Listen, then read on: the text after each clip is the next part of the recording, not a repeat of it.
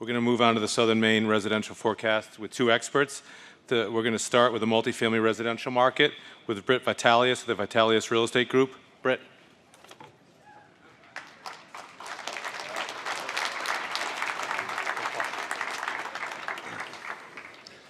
Hi. I want to thank MEREDA for the recognition I received earlier. It was quite a year with the referendum, two different referendum on the ballot here in Portland, and it was really a team effort which really became a grassroots movement in our community battling those, and I want to start my talk there. A lot of what I'm going to say today echoes what we heard in Justin's talk, that we are growing, this community is growing, we're in a very exciting time, we're in a very healthy market, but we are limited by supply. And with the challenges of growth, there are challenges, and we experience that in the multifamily sector, the development, the rental aspect of that with question one, which was pushing for rent control. Question two, which was not directly related to multifamily housing, but the veto power it would have given a small number of neighbors would have basically put an end to the development of affordable housing. And the issues continue. Since those referendums were defeated, the Portland City Council has passed a moratorium on Munjoy Hill, and other communities are facing similar issues. So I was struck to see MEREDA's goals that are fair, practical, and predictable environments for real estate development. And I think this climate we're in right now, while it's exciting, has these challenges. And as a community, we need to continue to deal with these challenges and have forward vision and leadership so we're not dealing with retroactive development freezes, last-minute moratoriums. These things are not helpful for our environment. A quote was brought to me by Professor Dick Barringer of a woman named Susan Silberberg, who's a urban planner and lecturer for MIT, who was here at a conference recently, and the quote is, "Change is inevitable, progress is optional." I think as a community, that's what we're looking at right now. So it's an exciting time, but there are certainly challenges. So let's get into the multifamily market and dive into the charts. My first chart is about sales volume, and I want you to focus on first that purple line. That's the sales volume in Portland going back to 2005. And Portland really jumped up, and last year you see it sort of flattened out, and I said, okay, well, you know, it was a good run, we came up, we flattened out, and it looks like it's over. Maybe we've sort of hit max capacity for what we can even do in Portland, and yet what happened this year was the volume jumped again, another 16%.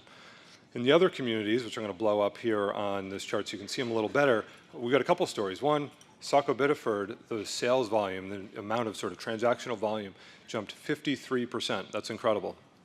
And Lewiston Auburn has been just a steady march forward and was up another 27%. So really exciting to see the activity and interest going on in those communities. South Portland and Westbrook, a different story, but it's not because people don't want to be there. That, I think, starts to talk to the limited supply. And there's just only so much inventory in those communities, and so the limit in growth there in the transactions was due to supply. So from another perspective, let's look at the median prices.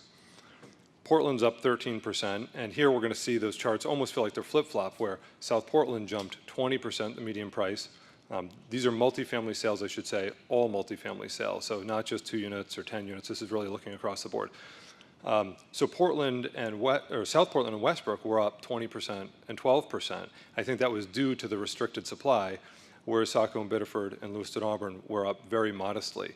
And I think there was still inventory there. There was still properties to buy. They weren't getting bid up. So we're starting with the activity in those areas. Probably price increases will follow, like we're seeing in the communities closer to Portland. This is just a way to look at the median prices in these communities side by side. Portland, the median sales price, again, this is all multifamily properties, but the median price was over $400,000. South Portland, around $375,000. Westbrook, around $250,000. Saco and Biddeford, $200,000. And Lewiston Auburn, about $117,000. So if you've got $400,000 or $500,000 to play with, you've got a choice. Do you want a handful of units? You go to one town. If you want one property, you can get closer to Portland.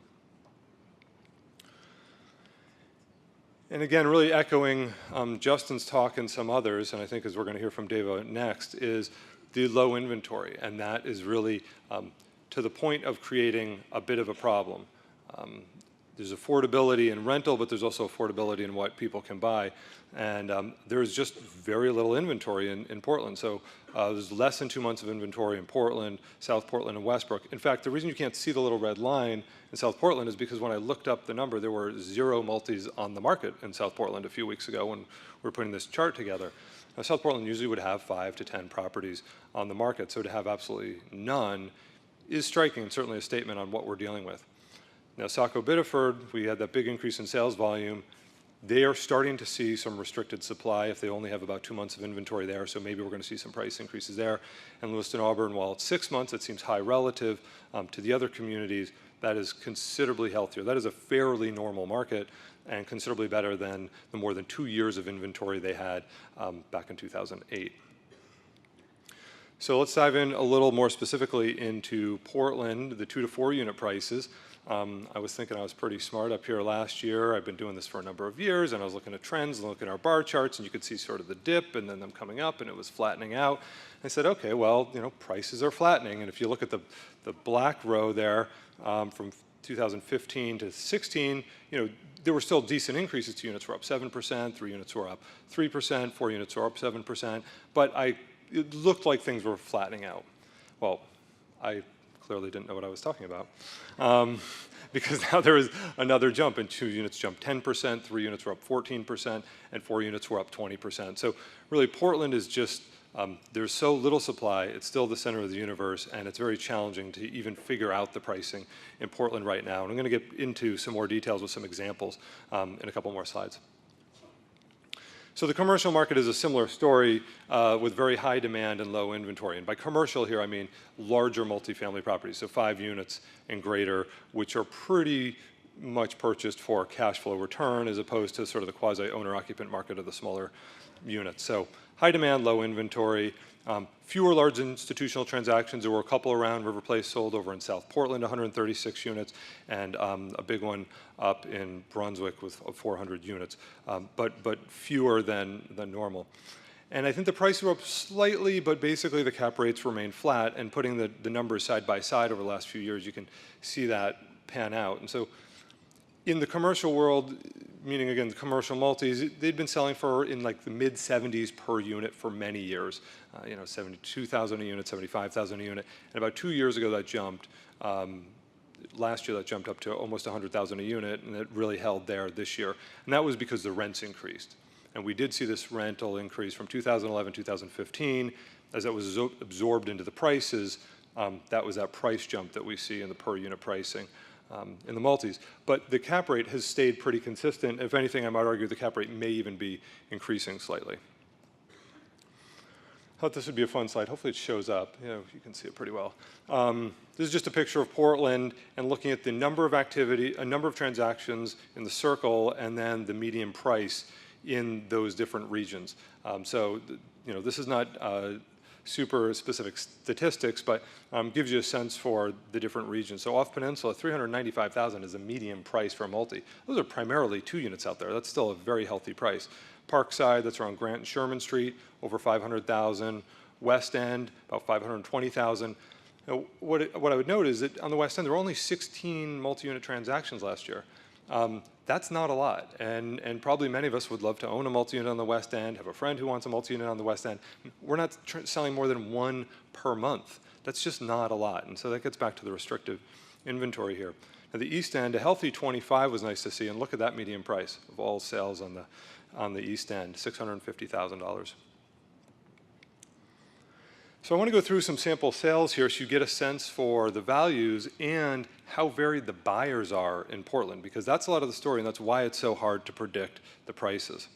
So there's a 3 unit over on Ting Street, very cute, no parking, but cute little place. We had put on the market for $499. We had a handful of offers, and it sold for $561. Now the buyer was tired of losing out on multiple offers, so they went higher. And the buyer was going to do short-term rentals. And so their math was different. And that may be a perfectly fine price. It may not be an inflated price, but it's hard to know. And we certainly have some of this pressure and dare I say, froth that starts to happen when people keep losing in multiple offer situations. They get to the point where they're just going to go higher. They're tired of losing. And that's certainly a dynamic in the multifamily market and the residential market. 2-unit just around the corner on Gray Street. Nice building, pretty good shape, not super fancy, but a good building. Owner occupant paid $510 for the 2-unit. It's a nice alternative to being a tenant, and he's probably paying about the same amount to own that $500,000 2-unit as he would if he were a tenant living in that building. A few more blocks away, there was a 6-unit, totally different math. This is an out-of-state buyer with 1031 looking for just a nice place to park her sale from the San Francisco area. She's got family local who could help manage it, and frankly, there's almost nothing to buy. So this is higher than the 100 per unit, but it still wound up being an investment. I think the appraisal may have come in just a little bit short, but the numbers still worked, and she closed the deal. Over on the east end, here's a 4-unit owner-occupant on Congress Street for almost $800,000. No big deal. Here's a single family where the buyer paid for the right to tear it down. Paid $760. That's not a multi, but I think it's to a sense of value. And a 6-unit over on Merrill Street, paid $865. There's also a little bit of land next to this that could be developed, but then that was a gut reno, but not for condos, for rentals. So really, all different buyer profiles, all different uses makes it an exciting place to be doing business. We're all fortunate to be here and be in this market, but extremely challenging to price and to understand what the values are and how they're going to move. Now I want to talk a little bit about the developments in the area. So there is a lot of development going on, which is good and is healthy. And I think where in the industrial market they've been challenged to get the prices up, the lease rates up to justify new construction. We've been there now for a few years in the residential market, and so there are new units coming online. So here's a sample of the units that came online. This mostly is my slide from last year. About 300 units, and these all came online last year. They are all full. So that's great. But we do believe we are seeing rents start to flatten in Portland, and that's because of all the regional development. And that point was made earlier. I think Justin also made that point, that this is not just the Portland market. It's not just the Westbrook market.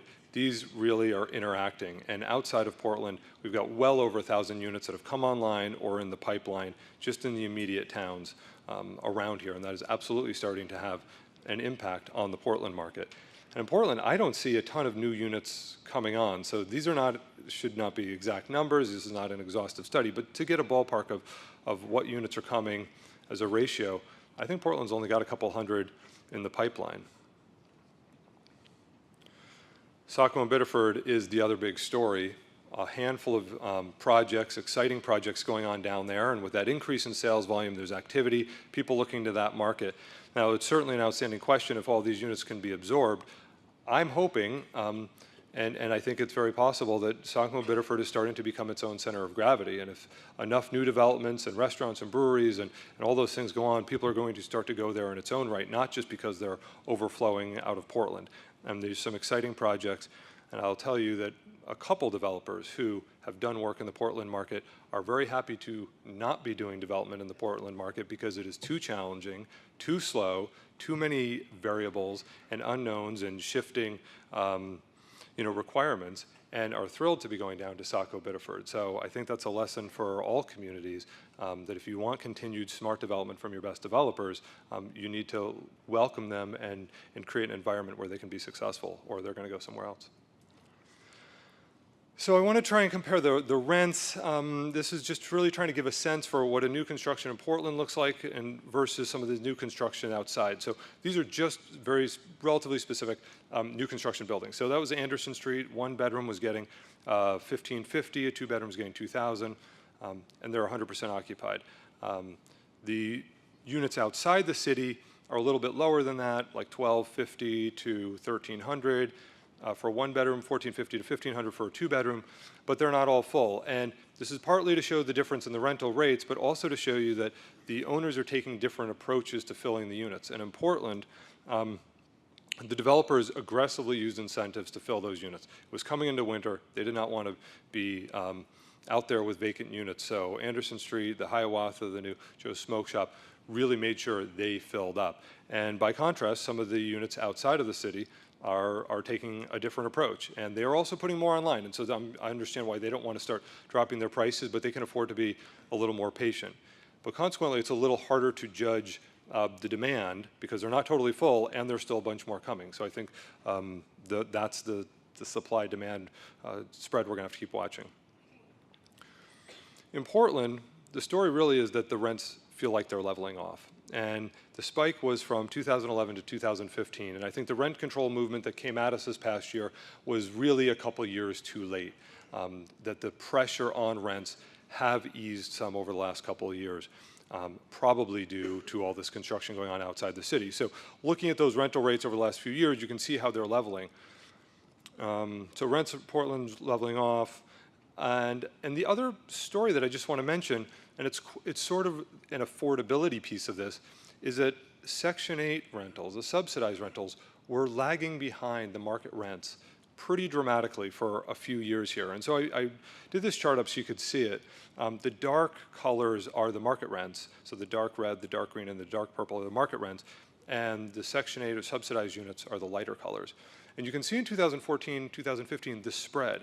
So part of the problem with affordability was that there just weren't units and there were 10 people applying for one unit. But part of the problem was that the perception of affordability were the folks, the lower income folks who have these subsidies, they just couldn't get a unit because they couldn't pay the same amount. Their vouchers wouldn't pay the same amount.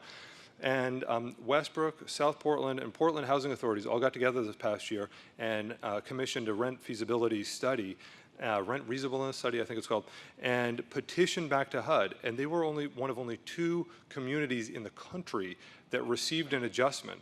And so big kudos to them because as you can see in this chart, they're coming back in line with the rents. And so I think that's a positive for low-income folks who are trying to get housing. At least they've got a chance now. They can show up and they can have a voucher that at least pays the rental amount. Now, the challenge is I'm starting to hear from landlords saying, whoa, what's going on? I put a rental unit on now, and everyone who shows up are subsidized tenants. I thought I had bought this and fancied it up to be more of a market rent unit. What's going on in the market? So it's, things are going to be getting shaken up a little bit. There's a whole bunch of other things I'm not going to have time to get into. The new tax code, interest rates, condo conversions are certainly an element in our market. The local regulations we've talked about. Affordable housing, affordability is really underlying this whole environment, driving a lot of the policy, driving the demand we need for more housing. And the NIMBY versus YIMBY thing, it was so great to see. Andrea mentioned that. I think that's where we need to be out there as leaders, pro-housing, pro-development, with some leadership vision. So I'm going to very quickly go through this. This was how did I do last year. I said Portland would stay strong. Yeah, it was strong, but it was a little stronger than I thought. I said 2 to 4 units would increase modestly. It was a little more than modestly. So I'm going to give myself a C there. New rental units will be absorbed, but at a modest pace. Yeah, I think that's right. And the average rents are flattening. I think that's true. Westbrook's absorbing the units. I think pretty much everything they've got in Westbrook is getting filled up. Saco and Biddeford is growing and great energy, absolutely. And overall, I said it would be a strong but slightly more sober year for sales. That was kind of not exactly right. I was a little surprised. So let me try again this year and see if I can do any better. Sales will stay strong due to high demand, low inventory, and Portland's just general attractiveness. But I think cash flow buyers are going to start to pull back because if the rents are flattening and we start to process that and absorb that in the market, I don't think cash flow buyers are going to keep driving the prices up. I think it's going to be the other buyers driving the condo conversions or high-end owner occupants who will be driving those. So fewer of the buyers will be pushing those prices ever higher. And I do think the rental rates seem like they're flattening and may stay there for a bit. Now, regionally, I think it's good. The buyers and renters are seeking out alternatives to Portland, and I think our other communities are prospering from this. I think it's a great opportunity. Westbrook and South Portland prices should start to go up a little more than they did, or will continue to go up due to their low inventory. And I think all these new units, these developers, I'm sure, are looking at their numbers very closely, probably more closely than I have time to in my study. But at some point, we could be looking at saturation. Maybe not if all these communities keep just having moratoriums and nothing's actually built, we probably won't have any problem with saturation. But, and I think Saco and Biddeford will continue to see growth in energy. And you know, it's an unknown how deep that market is, but I'm really excited the folks are down there doing some great things. So it was an exciting year. It was a challenging year. I think we had the fortunate situation of a lot of us in this community, in the real estate and the business community, market rate, affordable housing, had the opportunity to come together and put forward some vision and not let our legislation, our policies be dictated by a few loud voices. And I think the responsibility will continue to fall on our shoulders, but we've come together now and we should keep our foot on the gas, keep the coalitions we've built strong, and have a positive vision for the future. So thanks very much.